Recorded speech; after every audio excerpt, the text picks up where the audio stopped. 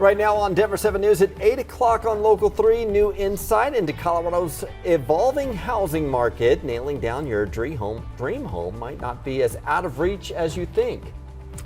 Cutting out the grass. With Colorado's drought top of mind, Aurora looks to ban front yards to save water.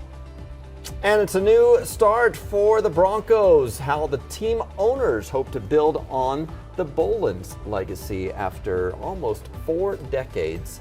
And a lot of success, but we got a big name group coming in too. Mm-hmm. Yes, with a lot of money. A lot of money. High expectations come with it. I'm really interested to see what Condoleezza Rice says at the news conference today. She's going to be here in Denver as part of the team. And right. I mean, you never would have thought of her as owning a football team, right? Well, maybe she'll work with international relations, maybe get more international games. That'd be fun. For the NFL, right? Because they already play in London and Mexico City, so maybe that will expand. That could be something for her. She has ties here, right? Oh, yeah, exactly.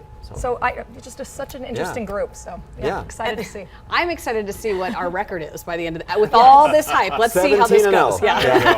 All the way. We have what's going to be a beautiful start to the day. Still a little toasty for football weather, but some of those first few games can be pretty warm. Right now we're in the 60s, even some 70s now. Thornton, Commerce City, Broomfield, Lakewood, all at 70 degrees. You're at 66 in Golden, 50s and 60s in the mountains. So a pretty good looking start to our day. Your biking forecast heats up early on. By noon, we're already going to see some upper 80s, 92 to about 95 this afternoon.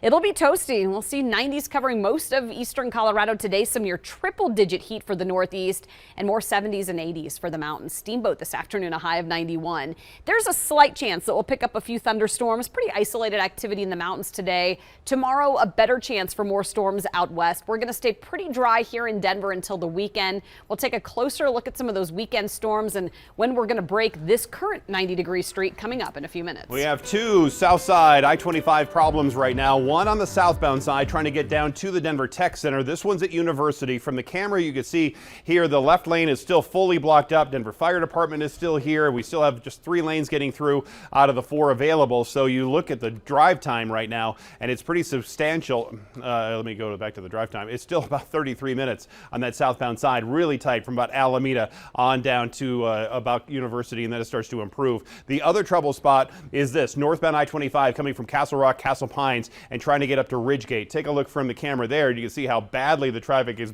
backed up as you're making your way around the curve here back towards Ridgegate. So that's where that crash is, right here after Surrey Ridge, and you are going to see those travel time delays, unfortunately. Try not to cut through Castle Pines because you have all that construction on Castle Pines Parkway getting over to Monarch, and that would make it just a moot situation for you. Try to save any time. Same thing with that frontage road, which is already backed up. But the rest of the drive, pretty standard, pretty heavy for you coming in from the north side of downtown.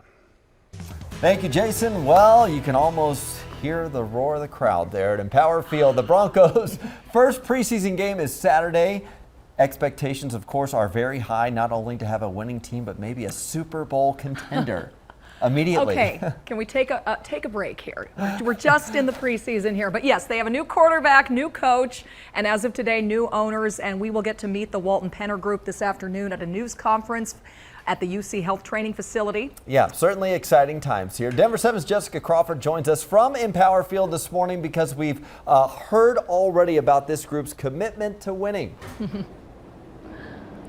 That's right. And Nicole, hey, why not talk about the Super Bowl right now? For the ownership group that is dropping big bucks, you don't pay money like that to not go to the Super Bowl. In fact, Rob Walton so committed to this that he's putting his money where his mouth is. Sources say that he was so committed to getting the Broncos that he was prepared to spend $5 billion if necessary. Fellow NFL owners unanimously accepted his $4.65 billion bid yesterday. It's the team's first transfer in ownership in 38 years, and there are many important issues to tackle here, from negotiating a new contract with Russell Wilson to deciding whether or not to build a new stadium. But they do say that new stadium talks are premature right now. I'll say that Empire Field at Mile High is a world-class facility. It's hosted, obviously, football games, terrific other sporting events, and entertainment events. We've got a good partnership with the Metropolitan Football Stadium District, and fortunately have almost 10 years left on our lease. So we'll evaluate all of our options and really, dig in and understand the situation before making any decision. The Walton Penner Group knows that it has big shoes to fill here, and they had a lot of praise for the late Pat Bowlen. They called owning the Broncos a responsibility and a privilege, calling the team iconic. Most of all, they know that Broncos fans are expecting a lot from this team. We look forward to continuing to build on that legacy, and as we continue to work with the community as well as within the organization to continue to strengthen what he created. The ownership group also includes Melody Hobson, CEO of Ariel Investments and chairwoman of the Starbucks board, Condoleezza Rice, the former Secretary of State, and Lewis Hamilton, a 7-time Formula One world champion.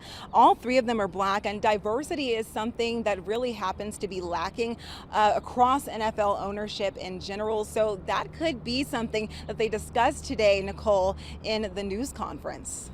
Yeah, as I said, we're interested to hear about what Condoleezza Rice will say, but she does have football in her blood. Her dad was actually a coach in Alabama, and she's been going to NFL games, and she has the Denver connections. Wow. So, yeah, we're really excited about this news conference today. Thanks, Jessica. We also heard from head coach Nathaniel Hackett as he learned about the deal finalizing the new owners. I want to say congratulations to the Walton and Penners. I mean, just absolutely unbelievable. We've got an owner now. Very excited to get to work with them and get going to try to get this team better every day. And the Denver 7 sports team, of course, will be at that news conference at 1 o'clock. We will stream it on all of our digital platforms and bring you updates throughout the day on thedenverchannel.com. You can catch Russell Wilson playing his first game in the orange and blue on Saturday against the Cowboys. Kickoff is at 7 at Empower Field. Tomorrow is the last day of training camp. The joint practice with the Cowboys starts at 11 a.m. Well, it turns out investors are loving this latest report on inflation, which shows inflation is starting to cool off a little bit. And look at how the Dow is responding at more than a 1.5% just 30 minutes into the trading days. So some good news for investors. Yeah, inflation not falling as rapidly as we might like, but it's better than it was in June. So 8.5% year over year in July.